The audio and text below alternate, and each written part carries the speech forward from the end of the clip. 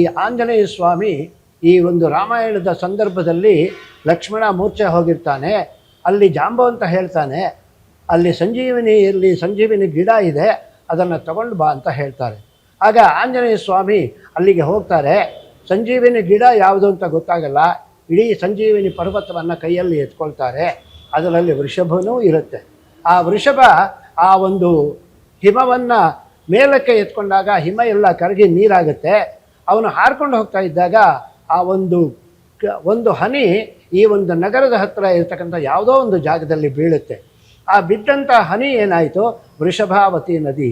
ಅಲ್ಲಿ ಎತ್ತಿನ ಒಂದು ಅಂಶದಿಂದ ಬಂದಿದ್ದರಿಂದ ಇದು ವೃಷಭಾವತಿ ನದಿ ಅಂತ ಈ ಒಂದು ಪುರಾಣ ಪ್ರಸಿದ್ಧ ಆಯಿತು. ಇದು 2 ಭಾಗದಲ್ಲಿ ಹುಟ್ಟತಕ್ಕಂಥದ್ದು. ಒಂದು ಬಸವನಗುಡಿಯ ಬಸವೇಶ್ವರನ ಪಾದದಲ್ಲಿ ಹುಟ್ಟಿ ಅಂತರ್ಗಾಮಿಯಾಗಿ ಹರಿದು ನಮ್ಮ ದೇವಸ್ಥಾನದ ಬಳಿಗೆ ಬರುತ್ತೆ. ಮತ್ತೊಂದು ಕಾಡಮಲ್ಲೇಶ್ವರ ದೇವಸ್ಥಾನದಲ್ಲಿ ಇರ್ತಕ್ಕಂತಹ ಆ ನಂದಿಯ ಬಾಯಿಂದ ಹುಟ್ಟಿ ಮತ್ತೊಂದು ಕಡೆಯಿಂದ ಬಂದು ನಮ್ಮ ದೇವಸ್ಥಾನವನ್ನು ಸೇರುತ್ತೆ. ದೇವಸ್ಥಾನದ ಈಶಾನ್ಯ ಭಾಗದಲ್ಲಿ ಈ 2 ನದಿಗಳು ಸಂಗಮ ಆಗಿ ಇಲ್ಲಿಂದ ಪಶ್ಚಿಮಕ್ಕೆ ಹರಿಯುತ್ತೆ.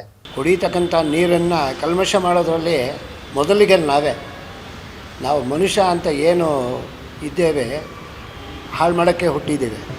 ಈ ಪ್ರಪಂಚವನ್ನು ಮೊದಲು 50 ವರ್ಷಗಳ ಹಿಂದೆ ನಮ್ಮ ನಗರ ಯಾವ ರೀತಿಯಾಗಿತ್ತು, ಈಗಿನ ಪರಿಸ್ಥಿತಿ ಯಾವ ರೀತಿಯಾಗಿದೆ, ಮತ್ತು ದೇವಾಲಯಗಳ ಸಂಕೀರ್ಣ ಏನಿತ್ತು, ಅದರ ಒಂದು ಪರಿಸರ ಏನಿತ್ತು, ಅದನ್ನೆಲ್ಲ ನಾವು ನಿರ್ಧಾರ ಮಾಡ್ತಾ ಹೋದರೆ ಮನುಷ್ಯನ ಒಂದು ಮನಸ್ಸಿನ ಚಿಂತನೆಯ ಒಂದು ಮಟ್ಟ ಏನಿದೆ ಅದನ್ನು ಆಧಾರ ಮಾಡಿಕೊಂಡು ಆ ಆಧಾರದಲ್ಲಿ ನಾವು ಹೇಳೋದಾದರೆ ಈ ಒಂದು ದಾರಿ ಏನಿದೆ ಬಹಳ ಮುಂದೆ ಬಂದುಬಿಟ್ಟಿದ್ದೀವಿ. ನಾವು ಯಾವುದನ್ನೇ ಆಗಲಿ ಸರಿಪಡಿಸೋಕ್ಕಾಗದೇ ಇರೋ ಅಂತಹ ಪರಿಸ್ಥಿತಿ ಮಟ್ಟದವರೆಗೂ ಬಂದಿದ್ದೇವೆ.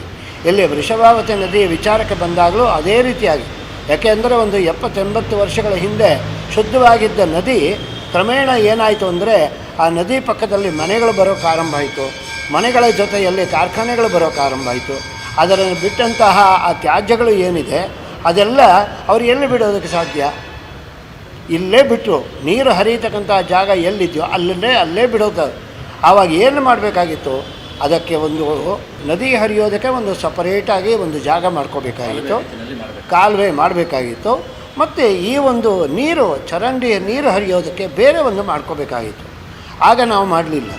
ಅದೇನಾಯಿತು, ಕ್ರಮೇಣ ಬರ್ತಾ ಈ ನದಿಗೆ ಅತಿ ಚಿಕ್ಕದಾಗ್ತಾ ಬಂತು. ನಾವು ನದಿ ಅಂತ ಹೇಳಿದ್ರೆ ಸಾಮಾನ್ಯವಾಗಿ ನಾವು ಅಂದುಕೊಂಡಿರ್ತೀವಿ ಒಂದು 150 ಅಡಿ ಅಗಲ ಹರಿಯುತ್ತೆ. ಇಲ್ಲಿ ಏನಾಗುತ್ತೆ ಅಂದರೆ ಇಲ್ಲಿ ಸುತ್ತಮುತ್ತ ಬೆಟ್ಟ ಪ್ರದೇಶಗಳು, ಇಲ್ಲಿ ಎಲ್ಲೇ ಮಳೆ ಬಿದ್ದರೂ ಆ ಬೆಟ್ಟ ಗುಡ್ಡಗಳ ಮುಖಾಂತರ ಇಲ್ಲಿಗೆ ಬರ್ತಾಯಿತ್ತು. ಇಲ್ಲೂ ಅಷ್ಟೇ ಮುಂದೆ ಆ ಕಡೆ ನಾವು ಎತ್ತರ ನೋಡ್ಬೋದು. ಈ ಸ್ವಲ್ಪ ಹೊಸಕೆರಳ್ಳಿ ಗಿರಿನಗರ ಕಡೆ ಹೋದರೆ ಬೆಟ್ಟ ಪ್ರದೇಶಗಳೆಲ್ಲ ಇದೆ. ಅಲ್ಲಿ ಬಿದ್ದಂಥ ನೀರೆಲ್ಲ ಇಲ್ಲಿಗೆ ಬರೋದು. ಅವಾಗೇನಾಗಿತ್ತು, ಇಲ್ಲಿ 150 ಅಡಿ ಅಗಲ ಇತ್ತು, ಚೆನ್ನಾಗಿ ಹರಿಯೋದು ಶುದ್ಧವಾದ ನೀರು. ಅಲ್ಲಿ ಏನಾದರೂ ಆ ದುಡ್ಡು ನಾಣ್ಯವನ್ನು ಹಾಕಿದರೆ ಅದು ನಮಗೆ ಕಾಣಿಸೋದು. ನಮ್ಮ ಹಿರಿಯರೊಬ್ಬರು ಹೇಳ್ತಾಯಿದ್ರು, ಅಲ್ಲಿ ಸ್ನಾನ ಮಾಡಿ ಬಂದಾಗ ಅಲ್ಲಿ ಒಳಗಡೆ ಹೋಗಿ ಆ ನಾಣ್ಯ ಎತ್ಕೊಂಡು ಬರ್ತಾಯಿದ್ವಿ ಅಂತ ಹೇಳಿದರು. ಈಗ ಇದು ಕೆಡೋದಕ್ಕೆ ಯಾರು ಕಾರಣ? ಮತ್ತೆ ನಾವೇ ಹೇಳಬೇಕು, ನಾವೇ ಕೆಡಿಸಿದ್ದೇವೆ. ಎಲ್ಲಿವರೆಗೆ ಕೆಡಿಸಿದ್ದೀವಿ ಅಂದರೆ ಕಾವೇರಿ ನದಿ ಕೂಡ ಮೊನ್ನೆ ಕುಡಿಯೋದಕ್ಕೆ ಯೋಗ್ಯ ಅಲ್ಲ ಅನ್ನೋ ಒಂದು ವಿಚಾರ ಕೂಡ ನಮಗೆ ಬಂತು. ಯಾಕೆ ಅಂತ ಹೇಳಿದ್ರೆ ಅದೇ ಆ ರೀತಿ ಆದಾಗ ನಾವು ಅದನ್ನು ಸರಿಪಡಿಸೋದು ಯೋಚನೆ ಮಾಡ್ತಾ ಇದ್ದೀವ. ಆ ವಿಭಾಗಕ್ಕೆ ಬಂದರೆ ಭಾಳ ಕಷ್ಟ ಆಗುತ್ತೆ. ಈ ಒಂದು ಕೊಳಚೆ ನೀರು ಏನಿದೆ ಅದನ್ನು ಎಷ್ಟಾದರೂ ಬರಲಿ, ನಾನು ಹೇಳೋದು ನಂದಿ ಪಾದದಿಂದ ಹುಟ್ಟಿದ್ದನ್ನು ಒಂದು ಕಾಲುವೆ ಮಾಡಿ ಕನಿಷ್ಠ 1 ದಿವಸಕ್ಕಾದರೂ ಆ ಶುದ್ಧವಾದ ನೀರನ್ನು ಬೆಂಗಳೂರಿನ ಜನಕ್ಕೆ ಕೊಟ್ಟರೆ ಅದಾದರೂ ಸಾರ್ಥಕ ಆಗುತ್ತೆ ಅನ್ನೋದು ನಮ್ಮ ಒಂದು ಆಶಯ.